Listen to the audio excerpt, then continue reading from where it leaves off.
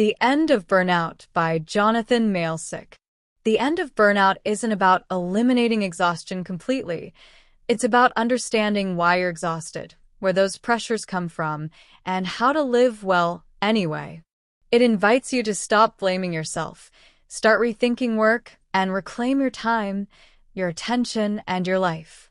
Understanding burnout as a cultural disease. 1. Burnout is the gap between ideals and reality. Definition: burnout arises when there's a persistent gap between what work promises, purpose, dignity, transformation, and what it delivers: overwork, monotony, lack of recognition. This misalignment breeds three symptoms: emotional exhaustion, cynicism, and a sense of ineffectiveness. 2. It's not just you, it's the system. You can be in a well-paying, secure, even dream job and still burn out because burnout isn't fixed by better perks, higher pay, or even doing what you love. Malesic shows through his own story, a tenured professor with autonomy and job security, that burnout stems from the internalized belief that work should be life-defining. 3. Burnout has ancient roots. Malesic traces burnout-like conditions through history, from aesthesia in Christian monasticism to melancholia in intellectual elites and neurasthenia in the 19th century. Across eras, societies pathologize fatigue when their cultural ideals about productivity clash with reality. 4.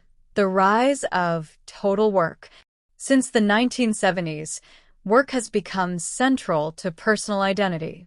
You're not just what you do, you're expected to become what you do. This shift led to total work, a condition where work isn't just part of your life, it is your life.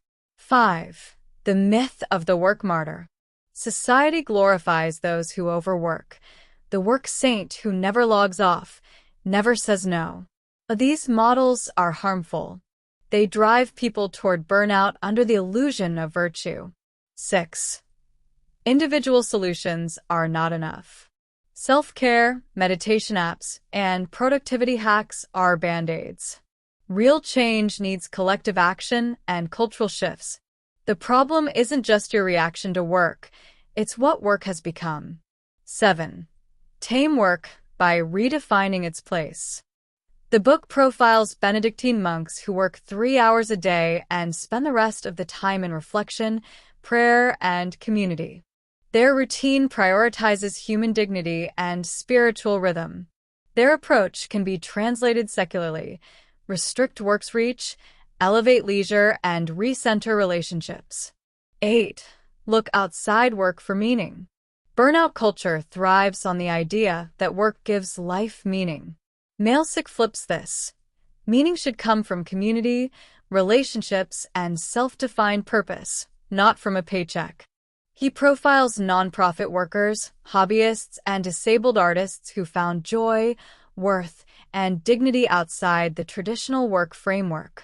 9. The pandemic broke the illusion. COVID-19 exposed the fragility and unfairness of burnout culture. Essential workers were underpaid. Remote workers were overworked. Many realized their jobs didn't justify their stress. Malesic calls this a rare window to reimagine the role of work, not as our moral center, but as one part of life. Here's how this book can help you reduce those cycles or get out of burnout faster. Cycle mapping. Create a work rhythm where you pay attention to when you burn out as a diagnostic tool. Anticipate the dip and proactively schedule low-demand weeks or fun projects. Reshape your ideals. Write out what you expect your work to give you. Then cross off anything that isn't realistic, e.g., permanent fulfillment, constant growth. Create detachment rituals. At the end of each week, have a shutdown routine that physically and mentally signals, work is over. I'm not my productivity. Find a tribe. Whether that's other freelancers, thinkers, or creators, engage with people who also believe in not worshiping work. Conclusion summary of The End of Burnout. Jonathan Malesic's The End of Burnout reframes burnout not as a personal failure, but as a cultural crisis rooted in our collective over-identification with work. It reveals how modern societies have built unrealistic ideals around labor, expecting it to provide purpose, dignity, and identity, and how this expectation creates a persistent emotional and spiritual gap between who we are and what our jobs allow us to be. Burnout, he argues, is the result of trying to live up to a false promise that work should be everything. The cure isn't more hustle, better habits, or individual resilience, but rather a cultural reimagining of work's role in our lives.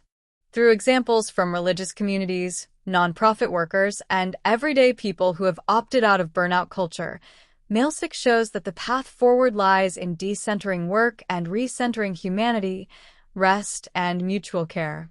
Ultimately, the end of burnout is a call to reclaim our lives from systems that ask too much and give too little, and to build a better, more sustainable vision of a well-lived life.